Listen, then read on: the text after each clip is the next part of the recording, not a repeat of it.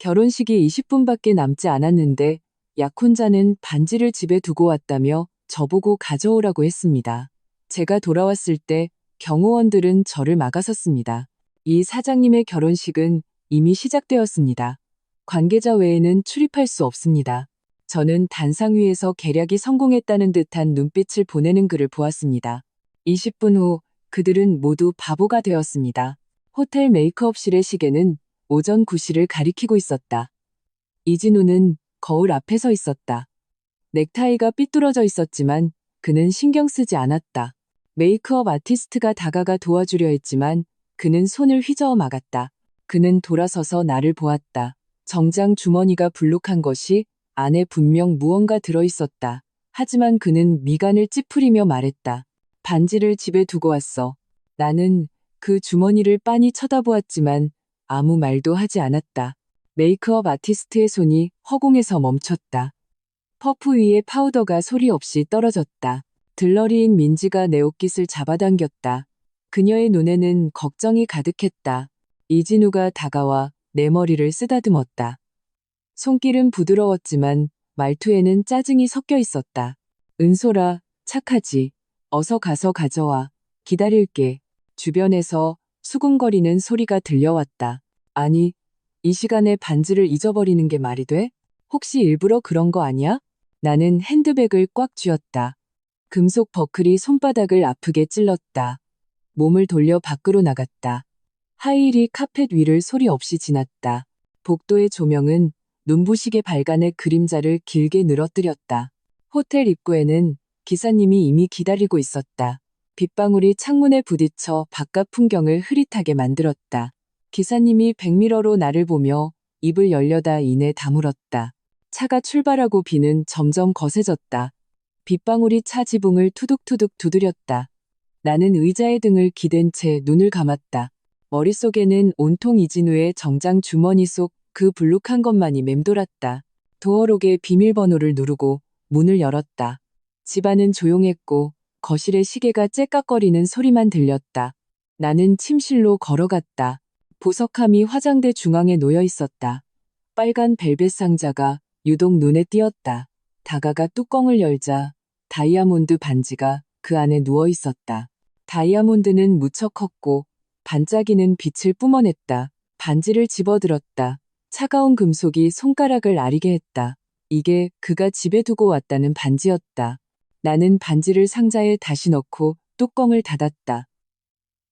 보석함을 움켜쥐고 밖으로 뛰쳐나갔다. 하이힐이 계단을 또각또각 올렸다. 비는 더욱 거세져 길에는 물이 고여 있었다. 택시 기사님이 나를 보고 창문을 내렸다.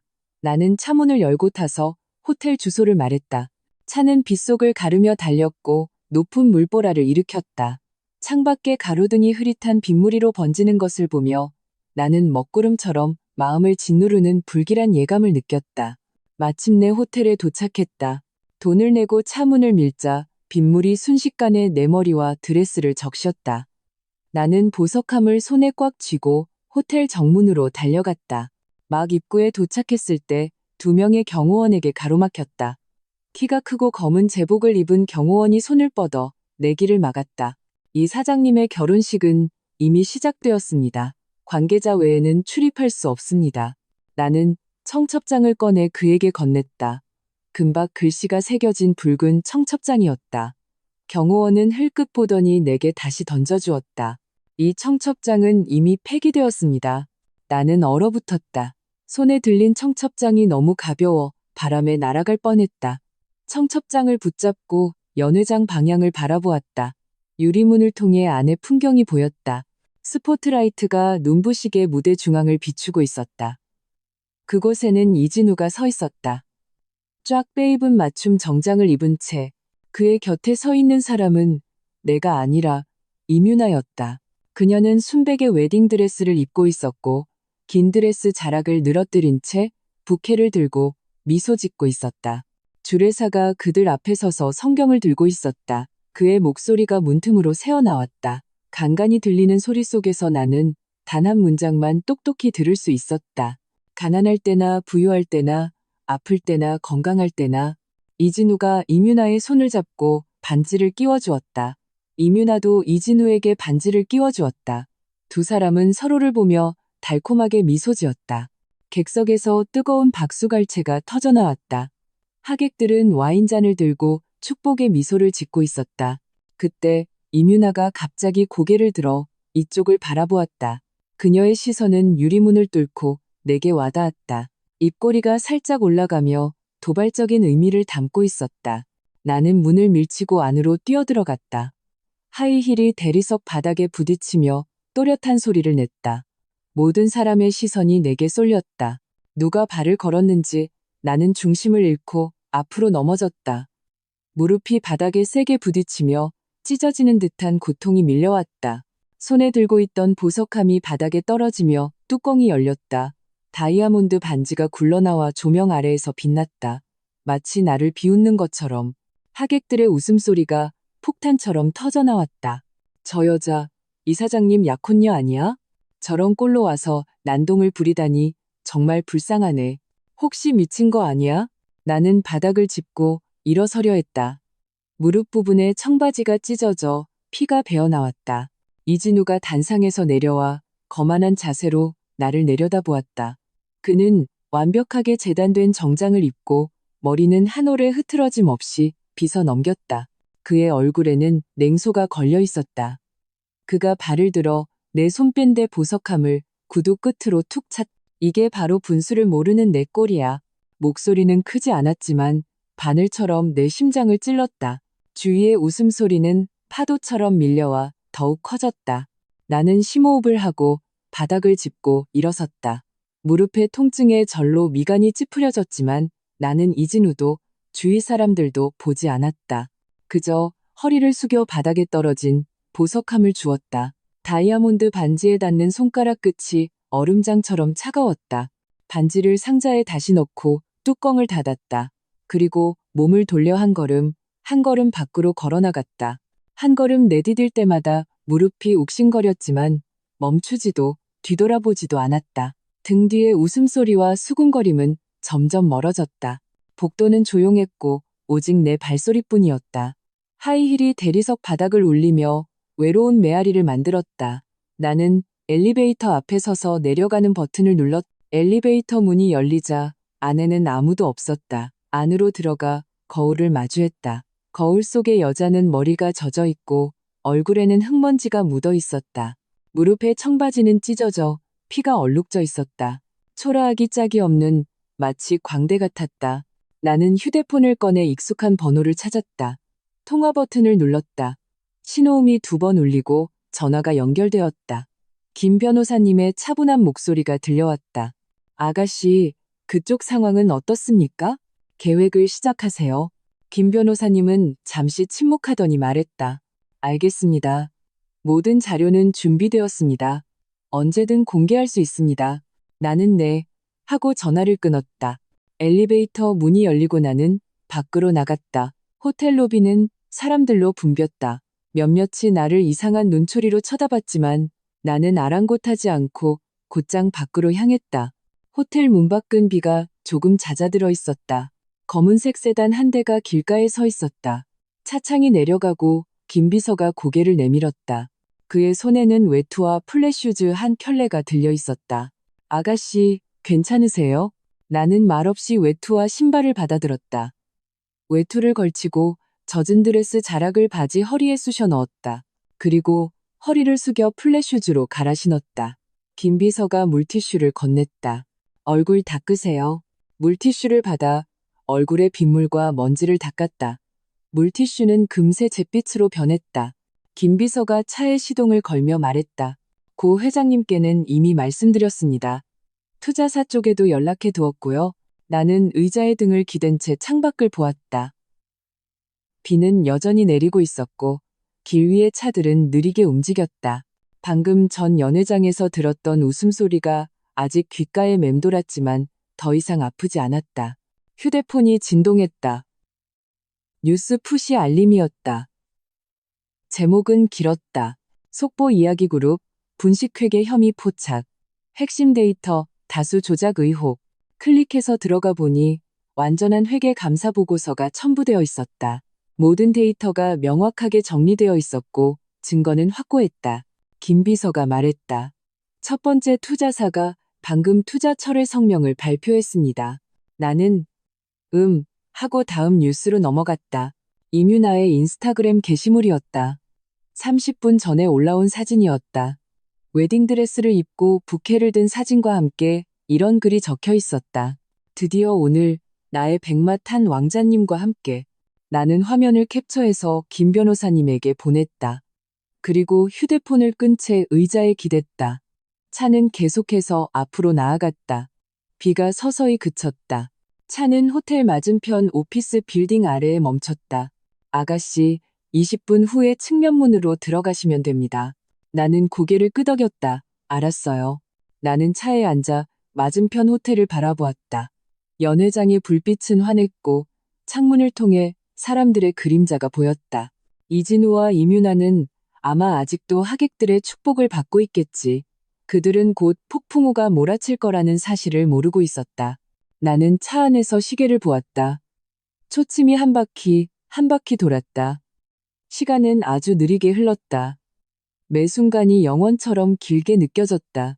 운전석에 앉은 김 비서는 조용했다. 그는 내가 지금 말하고 싶지 않다는 걸 알고 방해하지 않았다.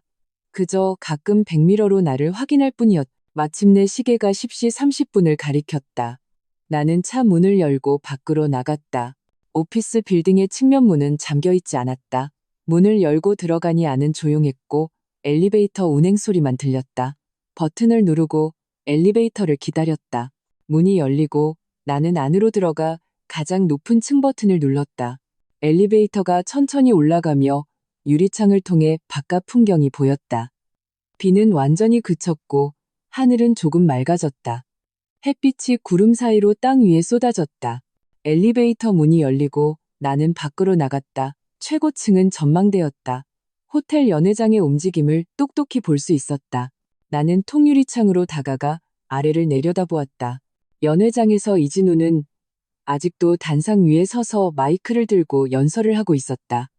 그는 웃고 있었고 무척 의기양양해 보였다. 하객들은 모두 박수를 치며 와인잔을 들었다. 누군가는 사진을 찍었고 플래시가 계속해서 터졌다. 이뮤나는 이진우 곁에서 그의 팔짱을 낀 채 행복한 미소를 짓고 있었다.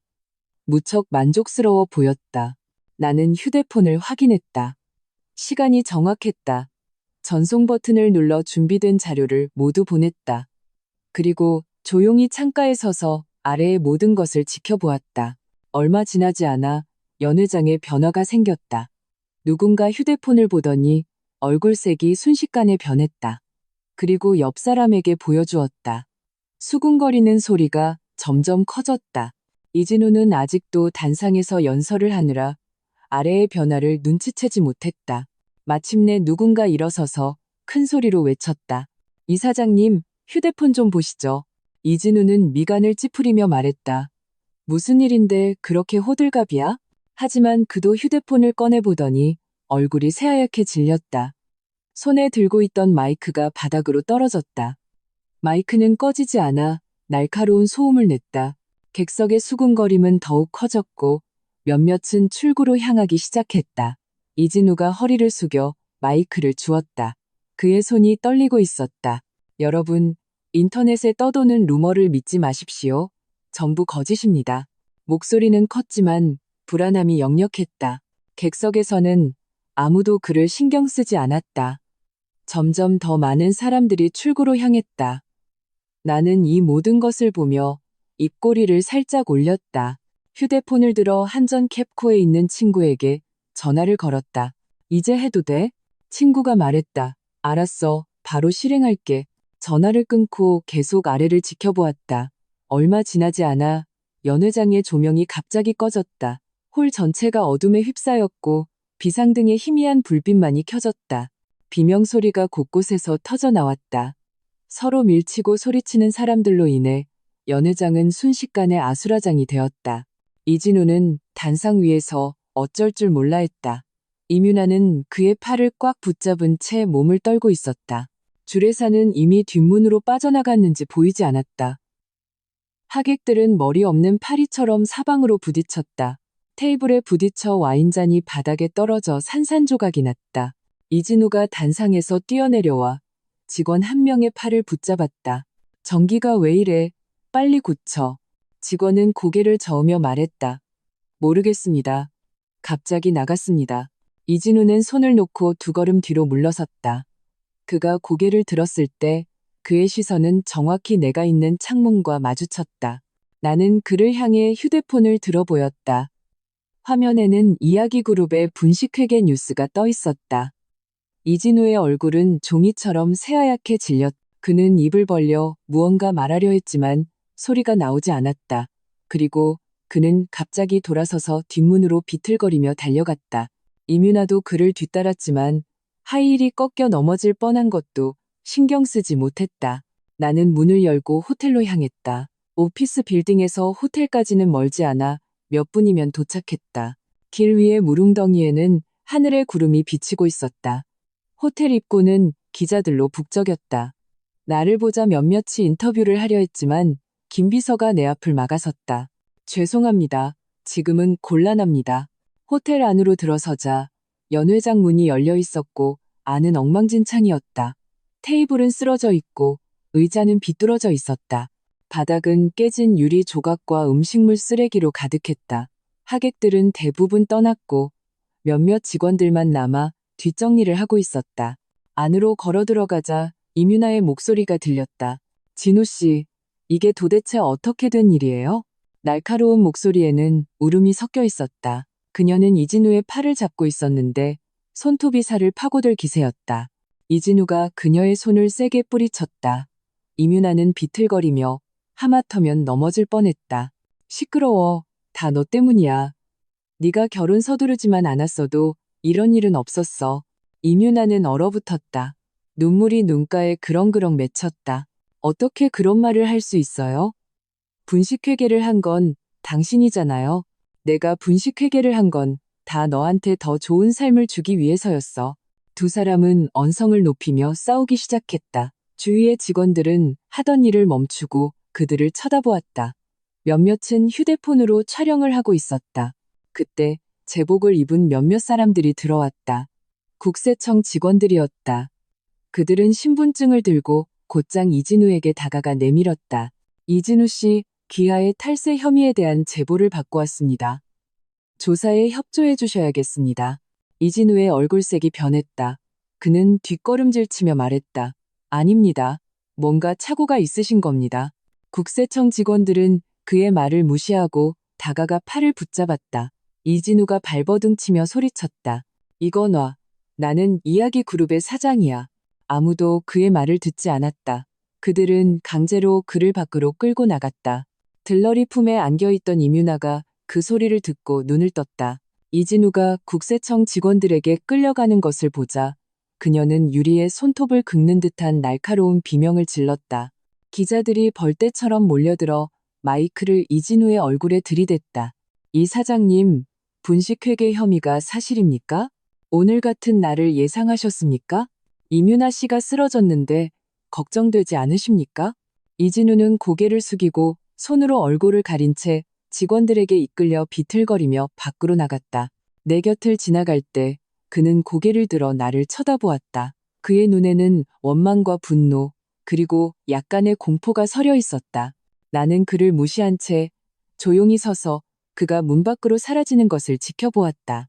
이뮤나는 여전히 비명을 지르고 있었지만 소리는 점점 작아져 이내 흐느낌으로 변했다. 기자들은 이진우를 찍고 나서 이뮤나에게 몰려들었다.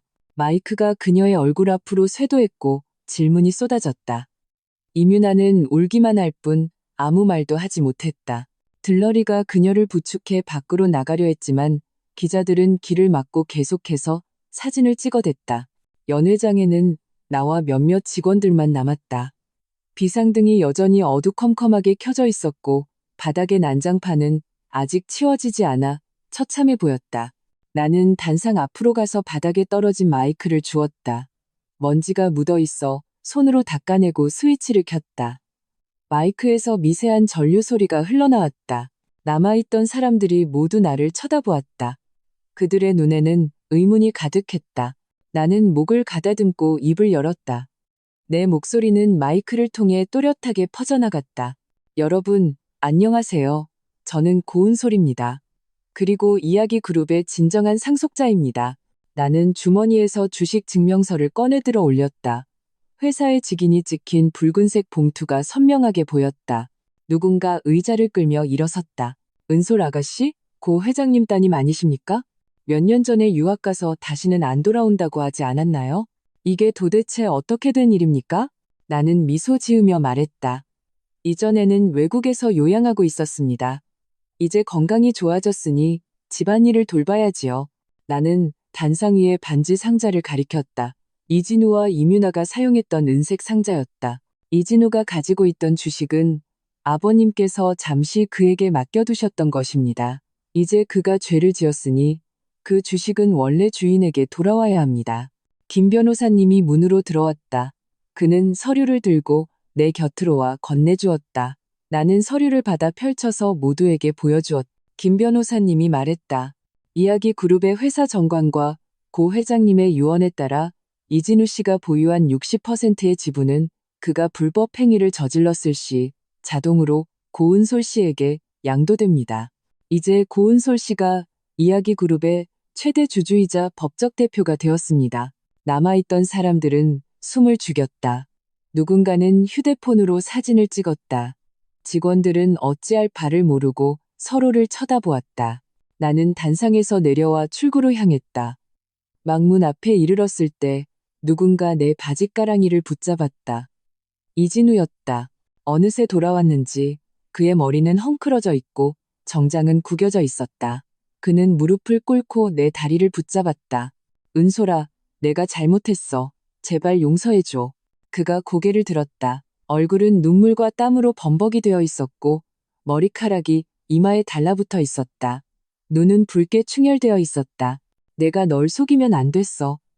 이뮤나랑 만나면 안 됐어. 내가 다 잘못했어. 제발 한 번만 봐줘. 주위 사람들이 복잡한 눈빛으로 우리를 쳐다보았다. 동정, 경멸, 그리고 구경하는 눈빛들. 나는 말없이 그를 내려다보았다. 한때 내가 깊이 사랑했던 남자가 지금은 개처럼 내 앞에 무릎 꿇고 있었다. 참으로 아이러니했다. 나는 걸음을 멈추고 이진우를 내려다보았다. 그의 손은 여전히 내 바지를 붙잡고 있었다. 나는 허리를 굽히지 않은 채 거만한 자세로 그를 보며 말했다. 목소리는 평온했고 한치의 흔들림도 없었다. 이진우, 내가 돌아온 게 너한테 복수하기 위해서라고 생각해. 그는 잠시 멈칫하더니 고개를 들었다. 얼굴에는 여전히 눈물이 걸려 있었고 눈에는 의문이 가득했다. 아니야? 네가 아직 날 좋아하는 거 알아? 네가 날 용서해주면 앞으로 정말 잘할게. 나는 웃었다. 크지 않은 웃음소리였지만 장내의 모든 소음을 잠재웠다. 웃음에는 조롱과 경멸이 담겨 있었다. 틀렸어. 이 결혼식은 처음부터 끝까지 그냥 테스트였어. 네가 이뮤나랑 바람 피우는 것도 이야기 그룹을 통째로 삼키려는 것도 전부 알고 있었어. 이진우의 얼굴이 종이처럼 새하얗게 질렸다. 그는 입을 벌렸지만 아무 소리도 내지 못했다. 네가 전부 알고 있었다고? 목소리는 모기 소리처럼 작았다. 그래. 네가 처음 아버지께 주식을 달라고 했을 때부터, 밖에서 애인을 만들기 시작했을 때부터, 회사 자산을 몰래 빼돌리기 시작했을 때부터, 전부. 나는 잠시 말을 멈췄다가 계속했다. 네가 결혼식 날 무슨 짓을 할지 알고 있었어. 그래서 미리 준비해뒀지. 저 기자들도, 국세청 사람들도 전부 내가 부른 거야. 이진우의 몸이 휘청거렸다. 그는 믿을 수 없다는 눈빛으로 나를 쳐다보았다. 네가 어떻게 그렇게 많이 알아? 네가 아주 은밀하게 했다고 생각했나 보지? 우리 아버지가 이야기 그룹의 창업자라는 걸 잊었어? 회사에는 전부 아버지 사람들이야. 네가 한 짓들은 이미 오래전에 다 보고받았어. 이뮤나가 어느새 정신을 차리고 벽을 짚으며 다가왔다. 우리의 대화를 들었는지 그녀의 얼굴도 새하얗게 질려 있었다. 그녀가 이진우 곁으로 다가와 무언가 말하려 했지만 내가 말을 끊었다. 나는 그녀를 보며 말했다. 너도 별반 다를 거 없어. 네가 이진우를 부추겨서 분식회계를 하게 한 거 내가 모를 줄 알아? 그렇게 하면 한 번의 인생 역전에서 사모님이 될 줄 알았어? 임윤아의 얼굴이 붉어졌다가 하얗게 변했다. 그녀는 뒷걸음질 치며 고개를 저었다. 아니에요. 그런 거 아니에요. 전 그냥 진우 씨를 사랑해서. 사랑? 넌 그의 돈과 사모님 자리를 사랑한 거겠지. 자신을 그렇게 고상하게 포장하지 마. 나는 휴대폰을 꺼내 그녀의 인스타그램을 열었다. 30분 전에 올린 그 게시물이었. 여러분, 이것 좀 보세요. 이게 그 여자가 말하는 사랑입니다. 결혼식 시작 30분 전에도 이렇게 자랑을 하고 있었네요. 임윤아의 얼굴이 완전히 하얗게 질렸다. 그녀가 내 휴대폰을 뺏으려 했지만 나는 한 걸음 뒤로 물러섰다. 너무 심한 거 아니에요. 심하다고? 너희들이 나한테 한 짓에 비하면 이건 아무것도 아니지. 주위 사람들이 웅성거리기 시작했다. 정말 개같은 남녀네. 고 아가씨가 잘했어. 이진우가 갑자기 일어나 나를 잡으려 했다. 나는 이미 데뷔하고 있었기에 뒤로 물러섰다. 김비서와 경호원들이 즉시 그를 막아섰다. 이진우는 경호원들에게 바닥에 제압당했다. 고은솔, 이 천한 것, 내가 가만두지 않겠어? 목소리는 컸지만 절망이 묻어 있었다. 국세청 직원들이 돌아와 이진우를 다시 일으켜 밖으로 끌고 갔다. 이진우는 여전히 발버둥치며 욕을 했지만 아무도 신경 쓰지 않았다. 내 곁을 지날 때 그는 갑자기 멈춰서서 나를 돌아보았다. 눈에는 원망과 분노가 가득했다. 고은솔, 널 저주하겠어. 넌 영원히 행복하지 못할 거야. 나는 그를 무시한 채 그가 문 밖으로 사라질 때까지 조용히 지켜보았다. 임윤아는 그 자리에 서서 이진우가 끌려가는 방향을 보며 눈물을 뚝뚝 흘렸지만 아무도 그녀를 동정하지 않았다. 나는 그녀에게 다가가 말했다. 너도 내 행동에 대한 대가를 치러야 할 거야. 국세청 사람들이 너도 찾아갈 테니 어떻게 설명할지 잘 생각해봐. 그 말을 남기고 나는 돌아섰다. 김 비서와 김 변호사님이 내 뒤를 따랐다. 연회장에 있던 모든 사람들이 복잡한 눈빛으로 나를 바라보았다. 나는 문 밖으로 걸어나갔다. 바깥의 햇살은 눈부셨다. 나는 심호흡을 했다. 공기가 상쾌했다. 이 지긋지긋한 소동이 마침내 끝났다. 병원의 복도는 조용했다. 소독약 냄새가 코를 찔렀지만 오히려 마음이 편안해졌다. 병실 문을 가볍게 두드리자 안에서 아버지의 약한 목소리가 들려왔다. 들어오너라. 문을 열고 들어가니 아버지가 침대에 앉아 계셨다. 많이 야위고 얼굴은 창백했지만 눈빛만은 총명했다. 나를 보자 환하게 웃으셨다. 나는 침대 옆 의자에 앉아 아버지의 손을 잡았다. 아빠, 좀 어떠세요? 많이 좋아졌단다. 네가 돌아온 걸 보니 이제 마음이 놓이는구나. 아버지는 따뜻한 눈빛으로 나를 보셨다. 결혼식에서 있었던 일은 다 들었다. 잘했다. 역시 내 딸이야. 다 아빠가 잘 가르쳐 주신 덕분이죠. 아니, 네가 똑똑한 게지. 나는 이런 걸 가르친 적이 없다.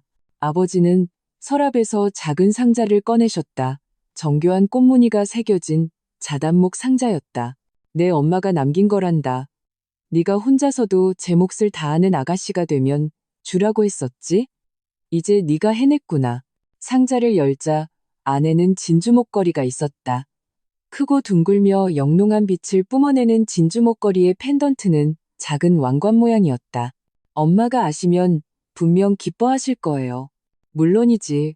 내 엄마는 항상 널 믿었단다. 휴대폰이 울렸다. 김비서였다. 아가씨, 임윤아가 언론에 접촉해서 자신은 이진우에게 속았을 뿐이고 분식회계에 대해서는 아무것도 몰랐다고 해명하려 합니다. 나는 웃으며 말했다. 신경 쓰지 말아요. 떠들게 냅둬요. 진실이 뭔지는 모두가 아니까요. 전화를 끊고 아버지를 보았다. 앞으로 이야기 그룹은 내게 맡기마. 너무 부담 갖지는 말고 모르는 게 있으면 김 변호사에게 물어보렴. 그 친구는 나랑 수십 년을 함께한 믿을 만한 사람이니까. 걱정 마세요. 아빠, 실망시켜드리지 않을게요. 그래, 믿는다. 아, 그리고 이진우 부모님은 어떻게 할 생각이니? 연세도 많으시니 힘들게 하진 않을 거예요. 하지만 이진우 명의로 빼돌린 재산은 돌려받아야죠. 그 외에는 문제 삼지 않겠습니다. 잘했다. 너무 냉정하지도 너무 무르지도 않게 처신하는구나. 석양이 창문으로 들어와 병실을 금빛으로 물들였다. 나는 아버지 곁에 기대어 어린 시절 이야기와 회사 이야기를 나누었다. 다음 날 아침 나는 일찍 일어나 검은색 정장을 입고 회사로 향했다. 회사 앞은 기자들과 직원들로 북적였다. 김 비서와 경호원들의 호의를 받으며 안으로 들어갔다. 나는 기자들 앞에서 잠시 멈춰서 이야기 그룹의 정상화를 위해 저는 3가지 계획을 가지고 있습니다. 첫째, 모든 재무 데이터를 재감사하여 투명성을 확보하겠습니다. 둘째, 분식회계에 가담한 모든 직원은 지위고하를 막론하고 해고하겠습니다. 셋째, 기존 협력사들에게 직접 사과하고 재협력의 기회를 구하겠습니다. 나는 말을 이었다. 이진우의 사건은 법에 맡길 것입니다. 그리고 이야기 그룹은 제 아버지의 평생의 심혈입니다. 저는 이 회사를 무너뜨리지 않을 겁니다. 다시 일어설 자신과 능력이 있습니다. 시간을 주시면 결과로 증명해 보이겠습니다. 직원들 사이에서 박수가 터져 나왔다. 나는 그들의 신뢰를 얻었다는 것을 느꼈다. 그 후 몇 달간 나는 회사에서 살다시피 했다. 은행을 설득해 대출 상환을 유예받고 협력사들을 일일이 찾아가 신뢰를 회복했다. 이진우의 부모님이 찾아와 무릎 꿇고 빌었지만 나는 단호했다. 이뮤나도 찾아와 용서를 구했다. 나는 그녀에게 모든 사실을 수사기관에 자백하고 공개적으로 사과하는 조건으로 선처를 받을 수 있도록 돕겠다고 약속했다. 시간이 흘러 이야기는 점차 정상 궤도에 올랐다. 이진우는 징역 5년을 선고받았고 이뮤나는 자백과 협조를 인정받아 집행유예를 선고받았다. 반년 후 이야기 그룹은 위기에서 완전히 벗어나 흑자 전환에 성공했다. 나는 시내의 5성급 호텔에서 성대한 기념 파티를 열었다. 엄마가 남겨주신 진주 목걸이를 하고 붉은 드레스를 입은 채 단상에 섰다. 나는 마이크를 들고 말했다. 존경하는 내빈 여러분, 친구, 그리고 동료 여러분. 오늘 우리는 이야기 그룹이 다시 일어서는 것을 축하하기 위해 모였습니다. 이 모든 것은 여기 계신 모든 분의 노력과 지지 덕분입니다. 앞으로도 이야기 그룹은 정직한 경영과 끊임없는 혁신으로 보답하겠습니다. 뜨거운 박수갈채가 쏟아졌다. 파티가 한창일 때 구석에서 이뮤나를 보았다. 그녀는 수수한 흰색 원피스를 입고 착해 보이는 남자와 함께 있었다. 그녀가 다가와 말했다. 은솔 씨, 고마워요. 당신 아니었으면 전 아직도 지난 일은 잊고 앞으로 잘 살면 돼요. 네, 저 내년에 결혼해요. 와주실 수 있나요? 물론이죠. 꼭 갈게요. 행복하세요. 파티가 끝날 무렵 아버지가 내게 다가와 어깨를 두드리셨다. 은솔아, 잘했다. 아빠는 네가 자랑스럽다. 나는 아버지의 품에 안겨 눈물을 흘렸다. 지난 반년간의 고생과 서름이 한순간에 녹아내리는 듯했다. 아버지와 함께 집으로 돌아오는 차 안에서 나는 창밖의 서울 야경을 바라보았다. 앞으로 가야 할 길은 아직 멀지만 나는 더 이상 혼자가 아니었다. 아버지와 동료들, 그리고 나를 믿어주는 모든 사람이 함께였다. 우리는 함께 더 강하고 찬란한 이야기 그룹을 만들어갈 것이다. 차는 집을 향해 달렸다. 그곳에는 따뜻한 불빛과 사랑하는 사람이 기다리고 있었다. 이것이 바로 내가 원하던 삶. 소박하지만 행복한 삶이었다.